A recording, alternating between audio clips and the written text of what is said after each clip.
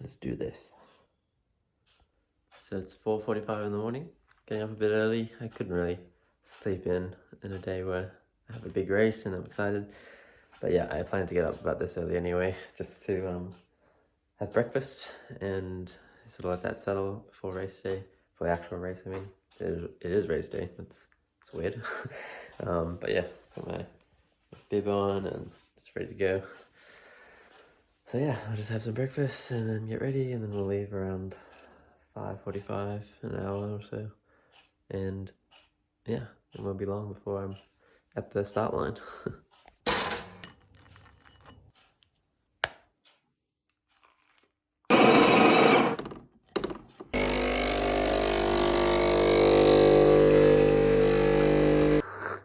So after a quick bite to eat, we were in the car and on the way to the race, about 45-minute drive down to the beach. And when we got there, it was, really nice weather conditions, and yeah, just by the coast. People were starting to get there. It was pretty busy. This is my second half marathon that I've ever done, official event. So it's exciting to be at a place like this. And yeah, it was just really nervous, really unsure about how the race is going to go, but yeah, excited, ready for it, and keen to get into it. So I had a couple of things to do just before the race started. I wanted to get warmed up a little bit, go for a run, and decided to run to a nearby public toilet rather than the public toilet that was there, because that was getting a really long line. So decided to do the smart thing and run a bit further away and go to one of those toilets. Just before the race, I also had one last chew of energy just to top me up before I got going, and then it was off to the start line. And yeah, just heaps of people and just really cool energy when you're standing there at the start line waiting for the race to start. The start was pretty crowded, but I managed to get towards the front and it wasn't too bad. Running along with those people, didn't get too blocked up, and yeah, just got into a quick pace fairly early on. My goal pace was about 4:15 per kilometer, and I was actually sitting fairly well above that. And like, I can obviously do, like, say a 5K in a lot quicker pace than that, so it was feeling comfortable at that point. But it's always hard to judge whether you're going to be able to sustain that for the whole marathon. But 4Ks rolled around and I was still feeling really fresh, really keen, and just excited, just riding the adrenaline, I guess, of it. And yeah, I thought I would just stick at this pace, sort of 4:10, 4:05, for as long as I could hold it. And yeah, just while it felt easy, I wanted to drill down into that pace, get ahead of the average pace that I was aiming for. My wife was able to drive up about 8Ks into the track before the turnaround point, so she could see me at about 8Ks in and about 16Ks on the way back. And yeah, it was just really cool to have her there encouraging me. And she actually caught this guy running ahead of me. If you watch really closely, he's running with the same shoes as I am, and he was quite ahead of me at that point in the race. But I was actually, like, I knew the hills were going to be hard, but I actually found that I was powering up the hills, surprisingly.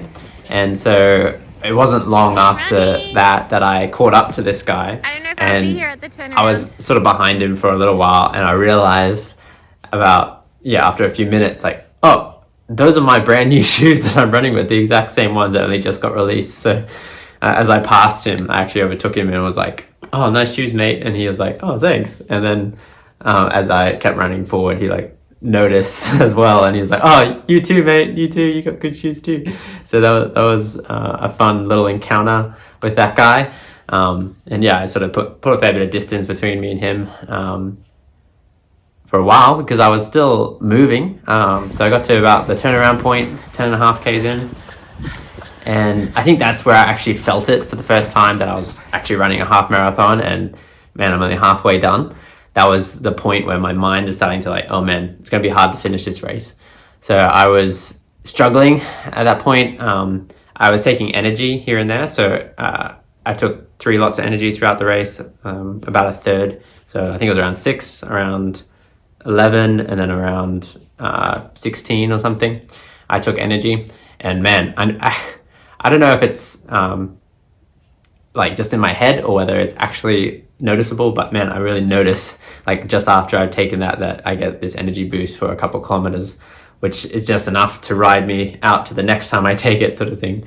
Because yeah, I noticed my pace drop off and find it really hard, but that could all just be in my head, so I'm not really sure. But it's exciting because I was able to stay on pace even up to 10Ks and even beyond. That was my goal, was like, okay, I want to actually push for 4:15 for the first 10 and then reassess how I'm feeling and then see if I can just push through to the end. And by the first 10, I'd actually set a PB for my 10K. So I did the first 10K in less than 41 minutes, 40:55, I think. So that beat my 10K PB by 35 seconds. So I was like moving and I still felt fine. Well, not fine, I was struggling, but I could keep going. So I kept pushing and I was like, okay, just gonna get to the 14K mark. I thought it was gonna be easier on the way back for some reason. Like on the way there, I thought it was mainly uphill.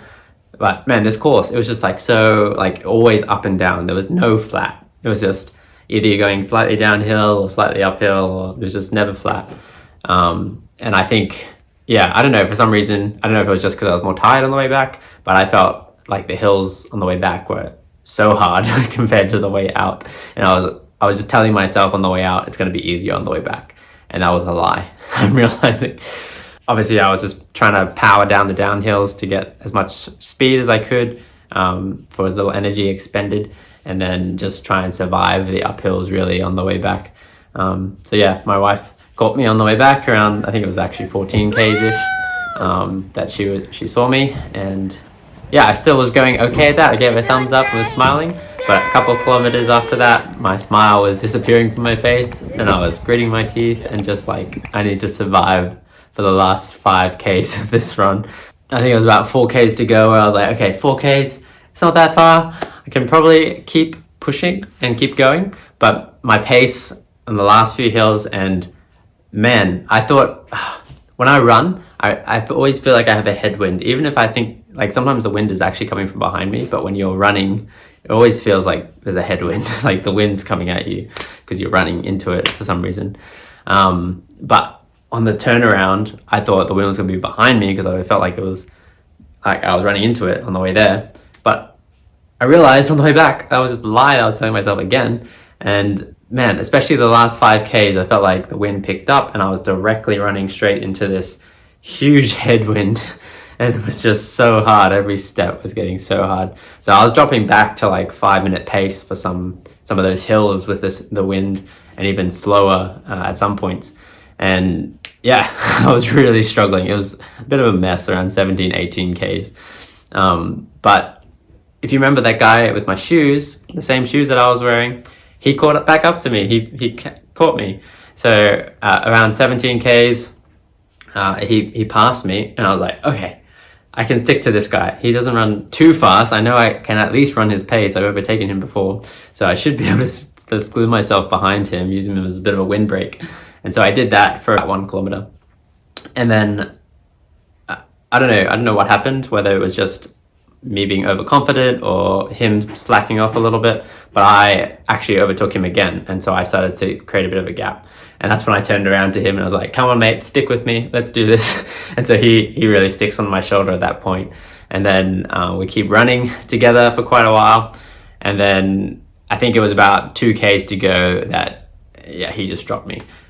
He obviously has done this sort of marathon stuff a lot, and he's he can keep a consistent pace, whereas I was struggling, I think, with my pacing on and off, and just with the hills, and I think I get fatigued quite a bit towards the end of a half marathon. I can do the distance, but it's not like I'm super comfortable with it. So yeah, struggling to keep up with him, and he left me, but I just kept trudging through. I think my last few kilometers were 4:45 pace, and I knew it just wasn't fast enough, because my whole goal for this was to get 90 minutes, and I could just feel that slipping away from me. I had been working so hard.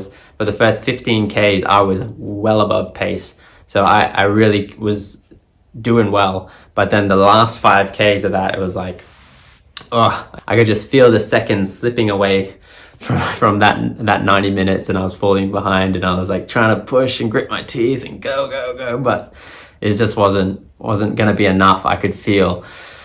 But I kept going, kept trying as hard as I could, and even though I sort of resigned that 90 minute time away, I was actually pretty happy. Like even if I got 1:33 or something, I was fine with that. So I just kept going. And then before long, like, you know, once you get to the end of a race, you go 3Ks, 2Ks, 1K, and the distance just starts disappearing really quickly. And then next second you're turning around the final bend. And then, yeah, I could see my wife again. She'd driven back, and my little girls and even my in-laws were there, and just all cheering me as I came into the finish line. I gave it all I had. I think I was running like 4:10 for the last 100 meters, but I was dead. I was hurting, but I was just glad to be finished. And it was so cool to see as I was coming up to the finish line, they have a timer and it was saying 1:30. It wasn't 1:31. So I was just really excited that I was so close to getting that 90 minutes. So I think my final time that I came away with was 1 hour, 30 minutes and 26 seconds.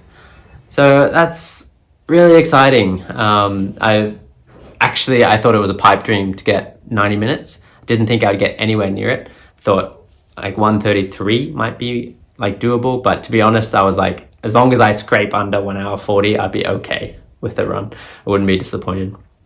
And so to get so close to a 90-minute run with really hard conditions like hills and wind, as long as it wasn't sunny, at least it was still overcast, which was really nice for me and nice and cool. But man, the wind was hard, and the hills. But I think that's a common thing with that race. It's at the beach, so it's going to be windy. But overall, just super chuffed with that. I didn't expect it, and it really confirms that I'm the fittest I've ever been in my life. That's the best run I've ever done in my life. My previous official half marathon time was like 1 hour 46, 45 or something. So that's like 15 minutes better. And I think in training leading up to this, I did a new PB of 1 hour 42 minutes. But yeah, obviously I was able to smash that on race day, so about 12 minutes quicker. So really excited about that. And yeah, even Scott, you were saying in your last video how you are pushing for PBs and getting those PBs on the longer distances and stuff. So that's really exciting that we're both there pushing the frontiers of what we're able to do at the same time, which is, yeah, really encouraging. So yeah, I had a great day. After this, the guy actually came up to me that I overtook, talking about his shoes, like, you know, that guy. He came up and he said hi to me after the race, said thanks for pacing me, it was fun to run together. And it's just really cool to be part of that sort of community in runners. I think especially when you're sort of running faster times and stuff, people really notice when you're like, you know, friendly, or when you're running with someone or helping them or even competing against them. Like, you know, there's a bit of respect there for each other, which is really cool part of running, which I like.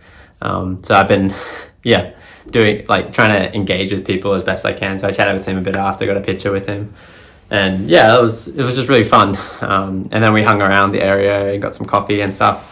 And my oldest, Acacia, she went for a bit of a run as well. They had like a kids run.